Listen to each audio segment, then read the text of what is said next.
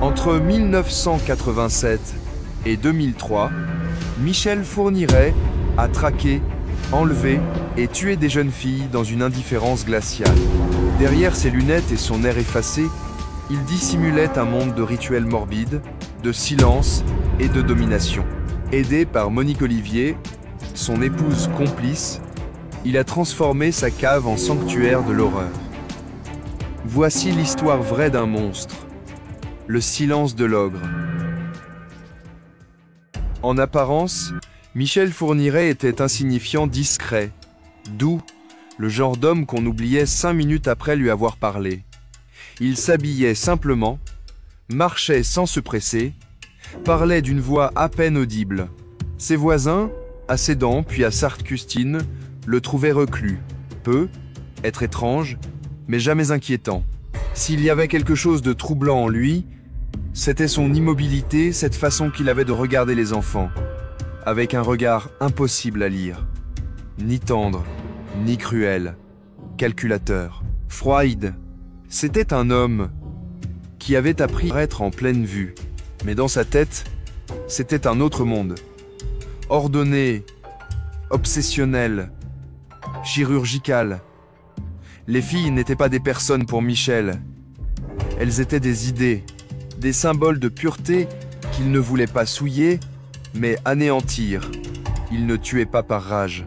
Il tuait pour posséder, pour effacer la pureté et laisser derrière lui quelque chose de muet, d'irréversible. Le monde ne le satisfaisait pas. Alors il en a créé un autre, un monde d'obéissance, de captivité et de silence. Monique Olivier avait été beaucoup de choses dans sa vie. Institutrice, mère, épouse, mais jamais l'instrument de quelqu'un. Quand elle a rencontré Michel, il était déjà pour tentative de viol. Elle lui a écrit d'abord par solitude. Mais ses réponses ont réveillé autre chose, quelque chose de plus sombre. Elle s'est sentie séduite, non par amour, mais par son autorité, sa logique, son étrange charisme. Il l'a testé. Lui a donné des tâches. Elle a obéi. « Je te donnerai des enfants », lui avait-il écrit un jour, « si tu m'aides à trouver des vierges. » Et elle a accepté. Leur relation était une transaction. Leur mariage, un pacte. Ensemble, ils sont devenus plus qu'un homme et une femme. Ils sont devenus chasseurs et appâts. C'était toujours le même rituel. Michel observait de loin, traçant les habitudes des collégiennes, des adolescentes, dans les villages autour de Reims, Charleville-Mézières ou près de la frontière belge. Il les étudiait avec la précision d'un naturaliste observant ses proies. Il apprenait quelle ruelle elle prenait, quel bus elle ratait, où elle traînait après l'école. Puis Monique s'approchait.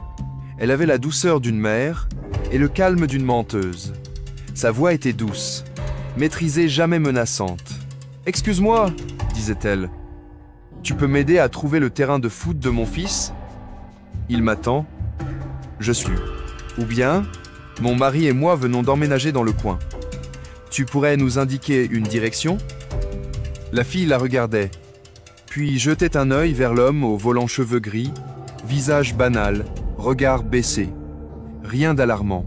La porte s'ouvrait. La camionnette glissait dans le brouillard, et le monde perdait une fille de plus.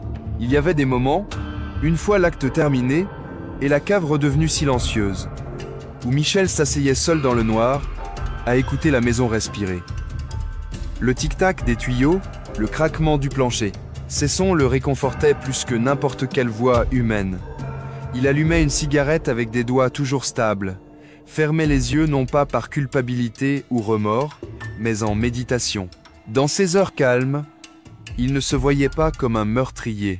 Il se voyait comme un artisan des fins, un homme qui avait tiré un fil de la trame du monde et regardé le tissu se défaire, lentement, magnifiquement.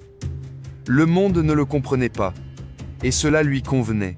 Ce monde n'était pas fait pour des hommes comme lui, il était fait pour les naïfs, les faibles, les lents.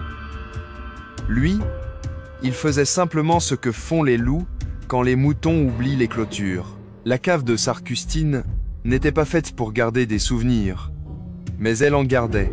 Elle sentait la terre humide et le fer rouillé. L'ampoule au plafond diffusait une lumière jaune pâle, vacillante, quand le générateur toussait.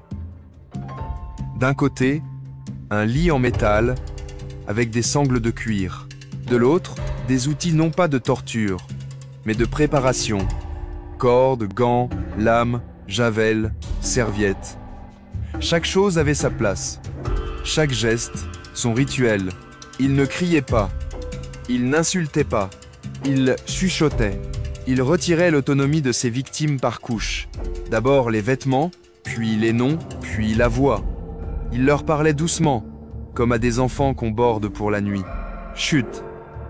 C'est fini maintenant. Ne pleure pas. Mais elle pleurait quand même. Parfois Monique regardait. Parfois elle les déshabillait. Parfois elle remontait et préparait le thé pendant que Michel terminait. Aucune n'a jamais fui. Michel n'était pas néglige. Il ne se vantait pas. Il ne conservait pas les corps, ni ne gardait de photos. Mais il se souvenait de tout. Une mèche de cheveux ici, une écharpe pliée dans un tiroir, une paire de chaussures d'écolière enterrées sous le jardin. Il possédait une archive mentale, un musée de l'absence. Il revisitait souvent leurs prénoms dans sa tête. Isabelle, 17 ans, avait souri timidement en montant dans la voiture. Elisabeth, 12 ans, avait demandé si sa mère allait s'inquiéter. Farida, 13 ans, avait essayé de fuir. Il se souvenait de la vitesse de son cœur sous sa main. Il en avait enterré certaines dans les Ardennes, d'autres dans les bois au-delà de la frontière. Le corps d'une fille n'a jamais été retrouvé, seulement un collier dans la cave, encore tiède de sa peau. Michel les appelait des opportunités, jamais des victimes. Les années passèrent. La traque continua, mais quelque chose changea. En 2003, il fit une erreur. Il tenta d'enlever une fille de 13 ans en Belgique, Marie Ascension, maligne et sans peur. Elle s'échappa et donna une description. Une plaque d'immatriculation mena à une arrestation.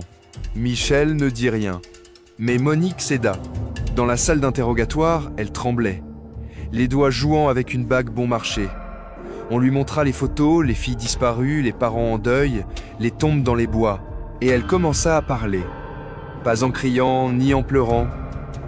Juste une confession monotone, comme si elle décrivait la météo d'un jour gris et vide. « Je l'ai aidé, dit-elle. Il m'avait promis des enfants. Combien de filles? J'ai perdu le compte. » Elle leur donna des corps, des lieux, des noms que Michel n'avait jamais prononcés à voix haute. Au procès de 2008, Michel Fourniret s'assit derrière la vitre, les yeux mi-clos, parfaitement calme. Il ne regardait ni les familles, ni le juge, seulement le sol, comme s'il écoutait une musique que personne d'autre n'entendait. Il avoua 8 meurtres. Le tribunal en soupçonnait davantage. Quand on lui demanda s'il regrettait quelque chose, il répondit simplement « Je regrette d'avoir été arrêté avant d'avoir fini ». Des mères hurlèrent. Des pères se levèrent pour le frapper. Il ne broncha pas. Monique fut condamnée à la prison à vie. Michel aussi, sans aucune possibilité de sortie. Dans les derniers jours de sa vie, il parlait rarement. Il ne demanda ni livre, ni visite, seulement le silence.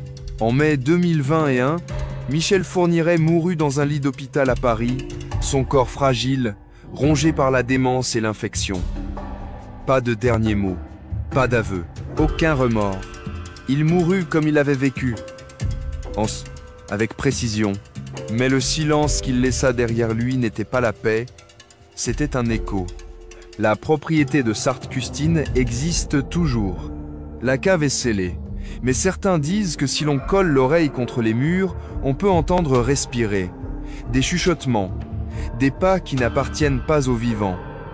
Des touristes viennent parfois. Ils prennent des photos des vieux murs en pierre, du portail rouillé, de la forêt derrière. Certains ressentent un froid étrange, même en plein mois de juillet. Certains affirment entendre une voix murmurer. Chut! Et certaines filles ne sont jamais retrouvés.